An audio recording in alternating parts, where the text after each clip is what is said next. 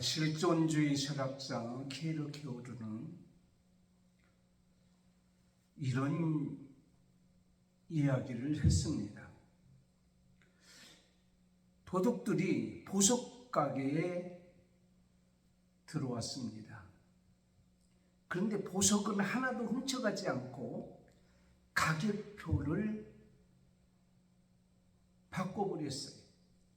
그러니까 비싼 것은 싼 것으로, 싼 것은 비싼 것으로 가격표를 바꿔버렸다는 얘기예요.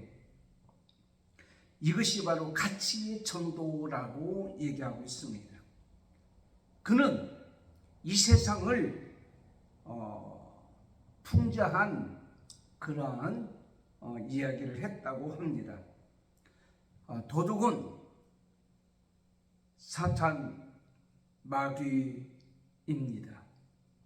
사탄 마귀가 인간의 세상에 들어와서 인간의 가격표를 바꿔버렸어요. 이 세상에 사는 모든 가격표를 바꿔버렸다는 거예요. 심지어는 하나님의 가치를 바꿔버려서 세상의 가치보다 못한 것으로 바꿔버렸어요. 하나님의 형상을 입은 인간의 가치를 바꿔버려서 짐승보다 못한 가치로 전락해 놓았다라고 하는 것입니다. 그런데 이 모든 것을 다시 제자리로 돌려놓으신 분이 계십니다. 그분을 하나님께서 이 땅에 보내주셨어요. 우리에게 선물로 주셨다라는 말씀입니다. 그분이 바로 누구냐면 예수 그리스도, 예수님이십니다. 예수님이 이 땅에 오심으로 말미암아 이 세상의 모든 가치를 제자리로 돌려놓았어요. 인간의 가치나 이 세상에 존재하는 모든 가치를 제자리로 돌려놓으셨단 말이에요. 그런데 그분이 이 땅에 오신 거예요. 하나님께서 인간에게 선물로 주셨다라고 말씀하고 있습니다. 인류학자 마르셀 보우스라고 하는 사람은 증여 이론에서 이런 얘기를 했습니다. 선물은 단순한 물건 이동이 아니라 자기 자신을 주는 사건이다라고 정의를 했어요. 하나님께서 선물로 예수님을 이 땅에 우리에게 주셨다라고 하는 거예요. 얼마 있지 않으면 성탄절이 돌아옵니다. 이 성탄절에 선물을 주고받고 하는 의미가 있어요. 진짜 선물은 뭐냐? 예수님이시요. 그래서 오늘 이사야서 53장 1절에서 12절까지 있는 말씀을 통해서 하나님께서 나에게 주신 최고의 선물은 누구냐? 무엇이냐? 예수 그리스도 그분이라는 것입니다. 그래서 예수 그리스도 그분을 선물로 받은 우리는 이 땅의 가치가 바꿔지는 거예요. 생각이 바꿔지는 거예요. 삶이 바꿔지는 거예요. 이 세상에 사는 목적과 이유가 달라진다라는 것입니다. 하나님께서 제자리로 돌려놓으셨다라고 하는 말씀을 드리려고 하는 거예요. 그러면 첫 번째로 선물로 오신 예수 그리스도, 그분은 우리에게 어떤 선물을 가지고 오셨느냐. 첫째는 예수님의 자신이 직접 인간의 모습으로, 인간으로 오셨다라고 하는 겁니다. 그냥 선물로 그냥 물건을 온 게 아니라 자신이 직접 이 땅에 오신 거예요. 오늘 1절에서 3절까지 있는 말씀입니다. 여러분, 이스라엘 백성들이 이사야 선지자를 통하여 귀한 말씀을 받게 되었습니다. 이사야 선지자는 BC 742년경 20세에 하나님의 부르심을 받았어요. 그리고 말씀을 선포하는 과정 속에서 이스라엘 백성이 바벨론의 포로가 되었어요. 그래서 그들은 패배자의 모습으로 살았어요. 멸망자의 모습이 되었습니다. 성전은 파괴가 되었습니다. 죄책감에 사로잡혔습니다. 하나님께서 우리에게 죄의 대가로 이렇게 심판하시는구나 생각하고 있었단 말이에요. 그리고 그들은 소망이 없었습니다. 패배주의에 빠졌습니다. 또 한편으로는 왜 우리가 이런 고난을 당해야 되는지 그 이유조차 알지 못하고 있었습니다. 그때 이사야 선지자를 통하여서 말씀하고 있습니다. 걱정하지 마라. 하나님께서 선물로 너에게 보내주시는 분이 계시다. 그분이 바로 누구냐? 메시아 예수 그리스도라고 말씀하고 있습니다. 물론 그래서 그들이 그 메시아 예수님을 그렇게 그 선물을 기다리고 있었던 거예요. 물론 기다렸기 때문에 하나님 주셨지만, 하지만 이 땅에 하나님께서 우리를 사랑하셔서 우리의 가치를 제자로 돌려놓기 위해서 예수 그리스도를 이 땅에 보내주신 거예요. 그래서 요한복음 3장 16절에 하나님께서 뭐라고 말씀하셨어요? 이 세상을 이처럼 사랑하사 예수님을 이 땅에 보내주셨다라고 말씀하셨습니다. 그런데 예수님은요, 하나님과 동등하신 분이에요. 하나님은 무한하시고 전능하신 분입니다. 여러분, 이사야 9장 6절에 보면 이른 하나님과 우리에게 낳고 한 아들을 우리에게 주신 바 되었는데 그의 어깨는 정사를 메었고 그의 이름은 기묘자라 모사라 전능하신 하나님이시라 영존하시는 아버지라 평강의 왕이라 할 것이라. 그런데 그 왕이 되신 하나님이신 예수님께서 이 땅에 오실 때에 멋있게 왕관을 쓰시고 이 땅에 오시면 얼마나 좋았겠어요.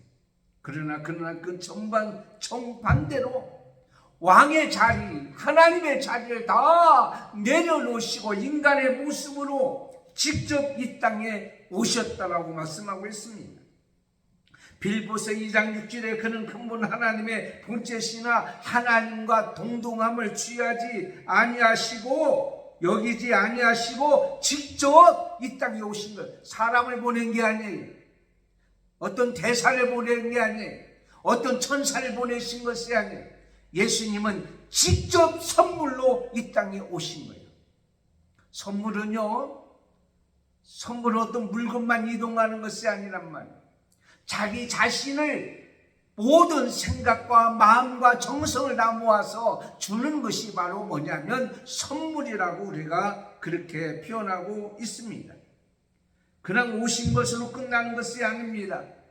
와셔서 따로 있는 것이 아니라 우리 인간의 삶으로 오셔서 우리와 함께 거닐고 함께 계셨다고 말씀하고 있습니다. 프랑스 대혁명이 1789년 일어났을 때에 그 혁명이 일어나도록 국민들의 삶을 외면했던 프랑스 왕 루이 16세가 있었어요. 근데 그 부인이 앙띠아네드라고 하는 부인인데 그 분이 이런 얘기 안 했다는 거예요. 아니, 먹을 빵이 없으면 케이크를 먹어야지. 아니, 빵이 없는데 무슨 케이크 있겠냐고요. 그런 정도로 그는 사치에 그게 달았다는 거예요. 백성들의 고통을 헤아릴 수가 없었다고 하는 겁니다. 우리나라에 그런 얘기를 하잖아. 우리나라 보릿고기에 있었다고. 그러니까 아이들이 뭐라고 얘기합니까? 아니, 먹을 밥이 없으면 라면을 먹으면 되죠. 이해를 못하는 거예요. 그래서 눈높이 라는 말씀이 있잖아요. 눈높이에서 제가 어떤 사진을 보니까 어린아이가 섰는데 그 아이에게 말을 하시는 분이 무릎을 꿇고 그와 눈을 맞추면서 얘기하는 것을, 그런 사진을 제가 본 적이 있습니다. 여러분, 히브리서 4장 15절에 보면 우리에게 있는 대제사장은 우리 연약함을 채우라지 아니하는 자가 아니요, 반전이죠. 쉽게 해석해서 우리에게 있는 대제사장은 우리의 연약함을 동정하지 못하실 이가 아니요, 다시 얘기하자면 공감한다는 거예요. 함께 느끼고 있다는 얘기입니다. 누이스는 동화책을 쓰던 작가가 그 얘기가 문제가 되었을 때 자신이 그 동화책 속에 있는 인물로 들어가서 쓰는 것과 같다라고 얘기했습니다. 여러분, 우리가 너무도 잘 아는 도스토옙스키는 인간의 비천함을 지하실에 비유했다고 합니다. 그래서 인간이 지하실에 내려가지 아니하면 진짜 인간의 모습을 알지 못하는 것과 같다라고 표현하고 있습니다. 다시 말씀드리자면 선물로 오신 그분은 직접 자신이 인간으로 오셔서 인간의 모든 것을 느끼고 체험하고 같이 아파하고 괴로워하고 힘들어했던 모습으로 이 땅에 오셨다라는 사실이에요. 두 번째는 예수님 자신이 나의 모든 짐을 다 져주셨다고 합니다. 선물이 왔어요. 그 선물이 와서 나에게 아무런 영향력을 끼치지 아니하면 아무런 의미가 없는 거예요. 그래서 오늘 4절에서 6절 말씀 보세요. 그가 찔림은 우리의 허물을 인하며 그가 상함은 우리의 죄악을 인합니다. 그가 징계를 받음으로 말미암아 우리가 평안을 누리고 그가 채찍에 맞음으로 말미암아 우리가 나음을 입었도다. 우리는 다 양 같아서 그런 행하여 각기 제 갈로 갔거늘 여호와께서는 우리의 죄악을 그에게 담당시키셨도다. 하나님은 우리는 양 같은 존재입니다. 양은 근시합니다. 멀리 보지 못합니다. 앞에 있는 건 보는 거예요. 앞에 있는 풀을 다 먹고 나면 그 앞에 있는 풀을 뜯으러 가지 못합니다. 목자가 인도해야 돼요. 방어 능력이 없습니다. 모든 짐승은요, 뿔이 있거나 아니 뿔로 있거나 뒷발질을 하거나 그 짐승은 이빨이라고 그러죠. 이빨이 날카로워서 잡아 먹는데 양은 자기를 보호할 수 있는 능력을 가진 무기가 하나도 없어요. 뿐만 아니라 제멋대로 행동하는 고집만 있어가지고, 바로 이것은 쌩쌩 달리는 길가에 어린아이가 서 있는 모습과 다를 바가 없다. 언제 무슨 사고로 어떤 일을 당할지 모르는 것 같이 어떤 짐승에 의해서 죽을지, 어떤 가시덤불에 의해서 어떤 낭떠러지기에 떨어져 죽을지 모르는 그러한 인간들, 그런 양 같은 존재들이잖아요. 제갓길로 갔던 이 모든 것을 다 가졌던 우리 인간들이잖아요. 지멋대로 사는 거예요. 고집은 또 얼마나 셉니까?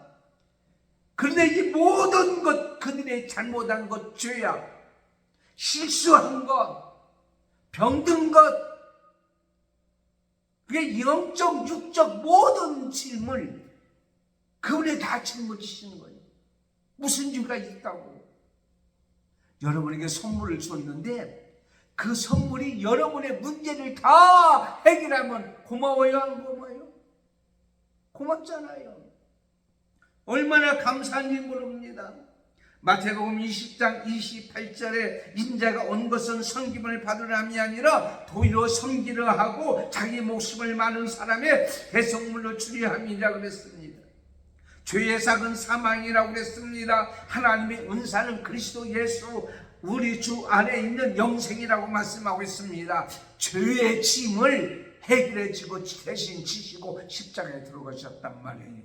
죄의 짐같이 무거운 게 어디 있어요? 죄의 짐만 해결하면 다른 문제는 아무것도 아니잖아요. 왜? 죄의 삭은 사망이요 지옥으로 가기 때문에.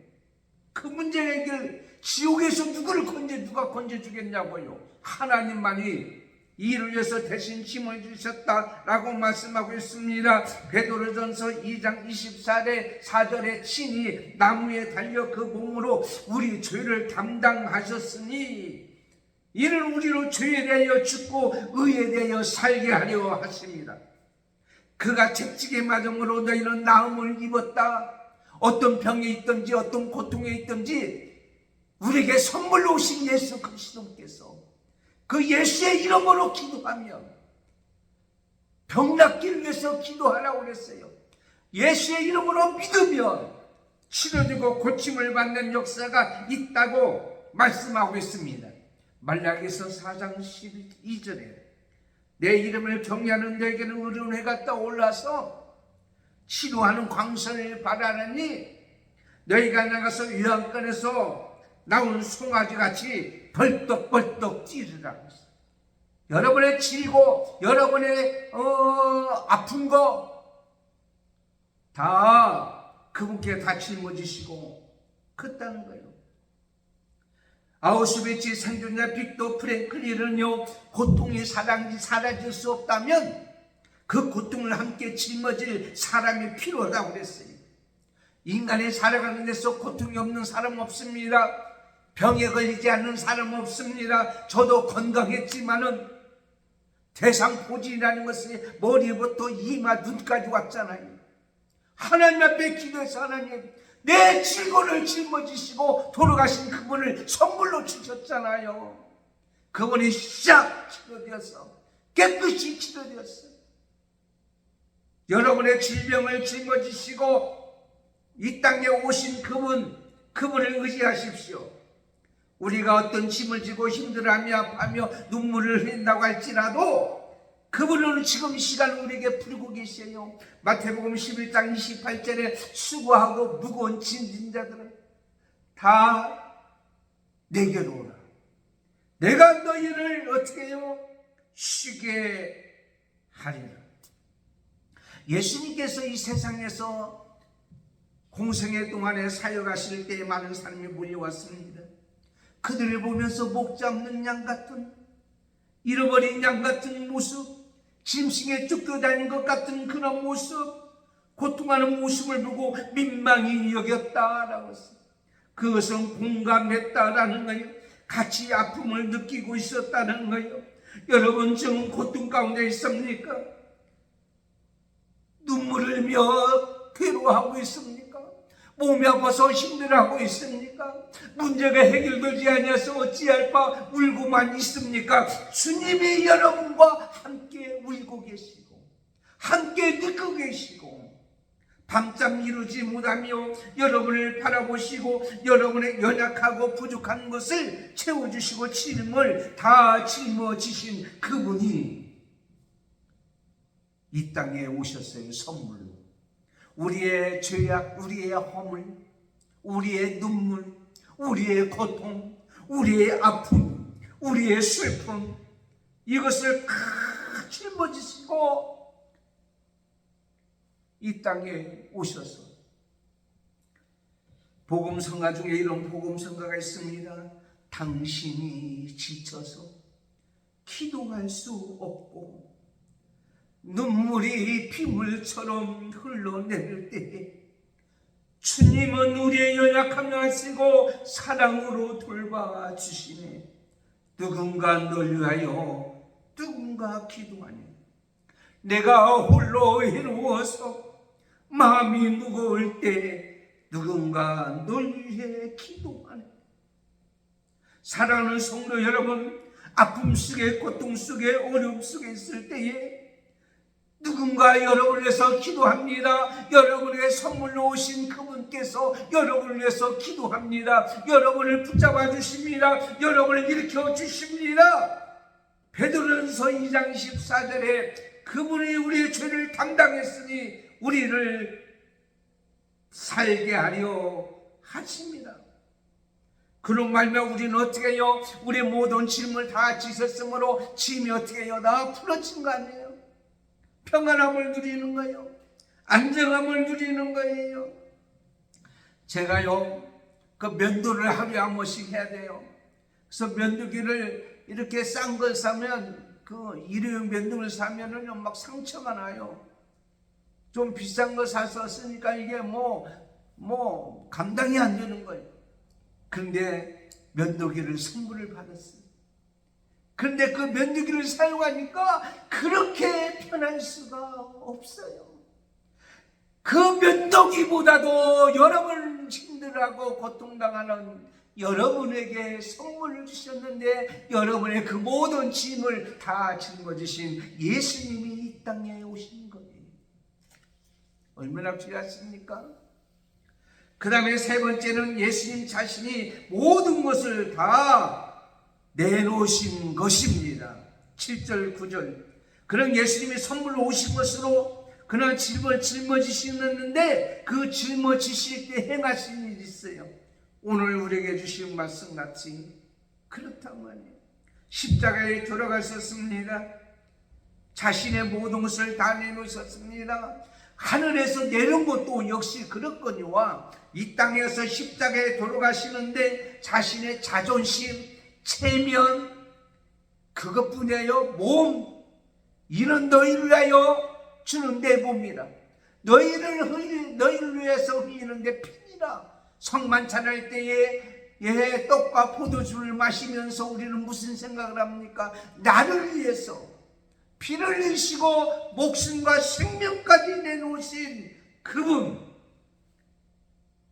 자신의 모든 것을 다 내놓으셨다라고 말씀하고 있습니다. 인간 중에서도 사실 자기 생명을 내놓은 사람들이 많이 있어요. 우리가 너무 잘 아는 나치에 저항했던 니트리 본히퍼 목사님은요, 안전한 미국 망명길로 갈 수 있었습니다. 그런데 그는 이런 얘기합니다. 고난의 조국과 함께하지 않고 전후의 회복을 누릴 자격이 없다. 그리고는 독일로 돌아갔어요. 비록 그는 처형을 당했지만 그의 죽음은 많은 사람들에게 용기와 희망과 소망과 헌신하도록 만들어졌던 것을 보게 됩니다.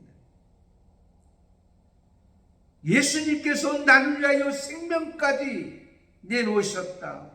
최고의 선물 아닙니까? 마태복음 16장 24절 이에 예수께서 제자들에게 이르시되 아무든지 나를 따르거든 자기를 부인하고 자기 십자가를 지고 나를 쫓을 것이니라. 어제 광야교회 예배 드리는데 눈이 오고 비가 오는 거예요. 그런데 그 어르신들이 우산을 쓰고 나와요. 건물도 없습니다. 정자에서 빗방울에 튀기는데 거기에 앉아서 예배를 드리는 거예요. 우산을 쓰고 예배를 드리는 거예요. 여러분, 이 자체가 하나님 앞에 귀한 것을 드린 겁니다.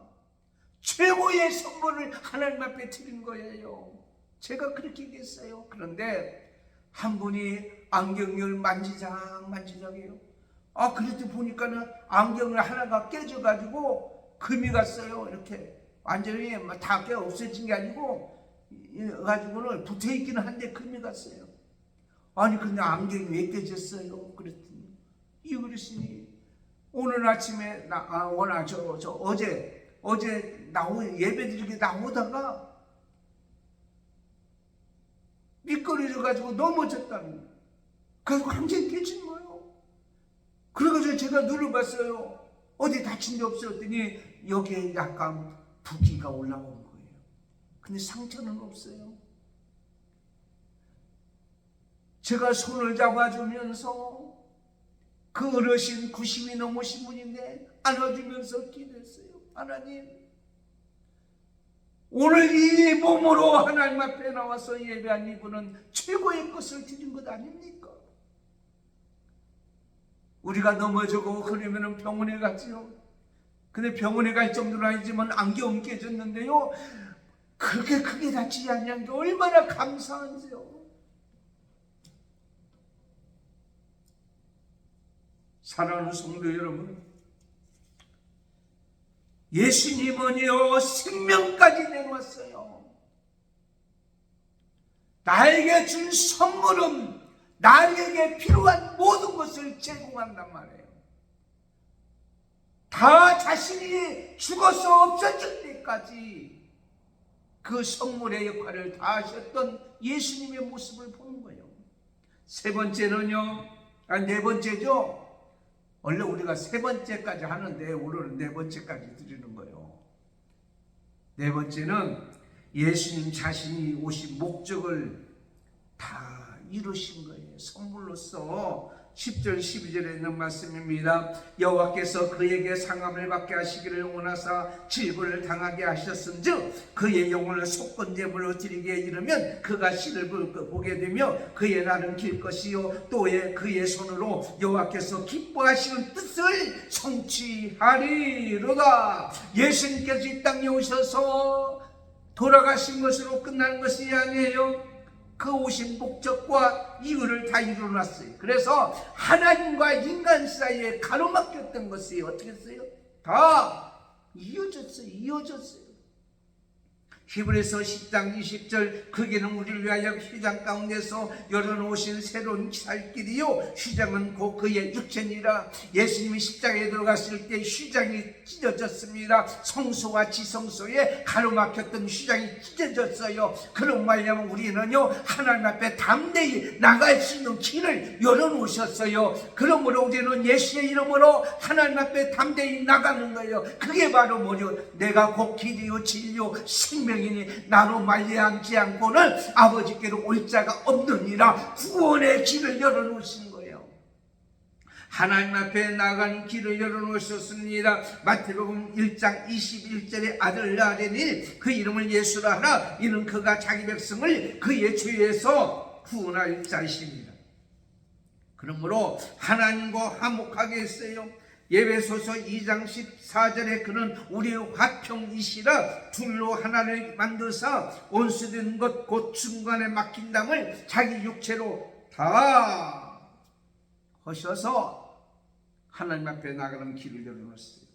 로마서 8장 1절 2절에 그러므로 이제 그리스도 예수 안에 있는 자에게는 결코 정죄함이 없나니 이는 그리스도 예수 안에 있는 생명의 성령의 법이 죄와 사망의 법에서 너를 해방하였습니다.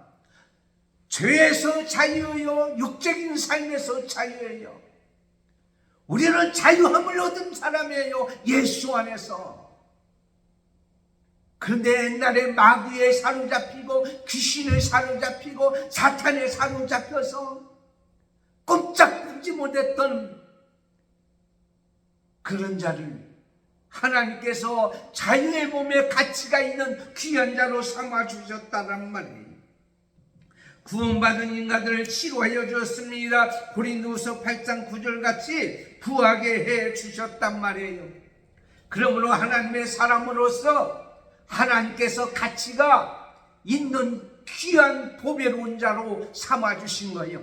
온 세상을 주고도 바꿀 수 없는 나를 하나님께서 만들어 주신 거예요. 무엇으로? 선물로. 그 선물이 뭐요? 예수 그리스도. 그러므로 예수 그리스도의 십자가는 끝이 아니라 부활로 새롭게 시작하는 거라 이렇게 말씀하고 있습니다. 죽음이 보이는 자리에서 새로운 생명의 샘물이 터져 나오는 그 길로 인도하게 되었다라고 말씀하고 있습니다. 얼마나 큰 사랑을 받았는지요. 그렇다면 우리는 어떻게 이것을 갚고 살아야 됩니까? 고린도후서 5장 15절에 저가 모든 사람을 대신하여 죽으심은 산자들로 하여금 다시는 저희 자신을 위하여 살지 않고 오직 저희를 대신하여 죽었다가 다시 사신 자를 위하여 살게 하려 합니다. 저에게 면도기를 주신 분이 수염을 깎고 깨끗하기를 원하지. 그 앞에 갈 때마다 수염이 덥수룩하고 가면 선물 준 의미가 있겠어요? 하나님께서 이 땅에 이제는 죽었다가 다시 살게 하신 그분을 위해서 살게 하려 하심이라 말씀하고 있습니다. 십자가에 들어가신 예수 그리스도 그리고 부활하신 예수 그리스도 그분을 위해서 이제는 그분의 명령 따라 이 땅에 살아가는 거예요. 이것이 우리 하나님께서 예수님을 선물로 주신 목적인 것입니다. 너희는 먹든지 마시든지 무엇을 하든지 하나님께 영광을 돌리라 말씀하고 있습니다. 크리스마스 성탄절에 예수님을 선물로 받은 이 아름다운 계절에 이 놀라운 선물을 받은 우리는 이제부터 이 선물을 받은 자답게 사는데 이 선물을 다른 사람에게 나눠줘야 되잖아요. 옛날에 성탄절에요, 성탄절 크리스마스 이브 날에는요, 학생 때 어떻게 했어요? 선물 교환이 있었어요. 그 시간이 얼마나 기다린 줄 아세요? 또 하나는요, 자기가 선물 줄 자를 이름을 써서 쌓아놓는 거예요. 근데 어떤 자는요, 선물을 많이 가져가요. 어떤 애는 선물도 하나도 못 없어. 얼마나 참 창피하겠냐고요. 하나님께서 세상의 선물보다 더 귀한 선물. 그런데 세상의 선물은 필요할 때도 있어요. 필요 없을 때는 없는 자도 있어요. 상대에 따라서 다릅니다. 형편에 따라서 달라요, 그 선물이. 그러나 예수 그리스도의 선물은 남녀노소 빈부, 귀천, 흑인종, 백인종, 황인종을 막론하고 어디 산에서나 절에서나 바다에서나 육지에서나 집에서나 직장에서나 버스 안에서나 지하철 안에서나 아파트 살든지 초가집에 살든지 농촌에 살든지 어초에 살든지 도시에 살든지 예수 그리스도 그 선물은 다 필요한 선물이야. 다 필요해요. 그렇다면 우리는 그 선물 받는 우리는 감사하면서 다른 사람에게 이 아름다운 선물을 주어서 그 가치의 삶의 가치가 달라지는 복된 행복한 삶이 되는 귀한 역사가 있어지기를 예수님의 이름으로 축원합니다. 기도합니다. 하나님, 이 아름다운 계절, 성탄절이 가까운 계절에 하나님께서 우리에게 주신 최고의 선물 예수님을 주셨습니다. 직접 오셨습니다. 그 예수님이 나의 모든 것을 다 해결해 주셨어요. 짐을 져주셨어요. 목숨까지 다 소진할 때까지 선물의 역할을 다 하셨어요. 나에게 하나님의 자녀로 하나님 백성으로 이 땅에 살아가도록 가치를 변화시켰습니다. 그러므로 이제부터는 이렇게 살게 해주신 하나님에 감사하면서 다른 사람들에게도 이 선물을 주는 이 아름다운 계절이 되게 해 주시옵소서. 예수님의 이름으로 기도드리옵나이다. 아멘. 2026년도 새로운 칼렌더가 나왔어요. 한 부씩 가져가시고 또한 기도해 주시기를 바랍니다. 25일 성탄절 11시에 예배가 한맘교회에서 있습니다. 오후 3시에는 광약교회에서 성탄절 예배가 있습니다. 위에서 기도해 주시기를 바랍니다. 기도하겠습니다. 지금은 우리 주 예수 그리스도의 은혜와 하나님 아버지의 사랑하심과 성령님의 감동, 감화, 교통, 인도 충만하시니 오늘 말씀과 같이 우리에게 최고의 선물 예수님을 주셨는데 그 예수님 그 선물을 받고 선물 받은 자답게 살아가는 저희들 머리 위에 한맘교회와 광약교회와 믿음의 권속들과 자녀들과 사손들과 오늘 또 이 방송을 듣거나 또한 예배하는 모든 자 머리 위에 지금부터 영원토록 함께 있을지어다. 아멘.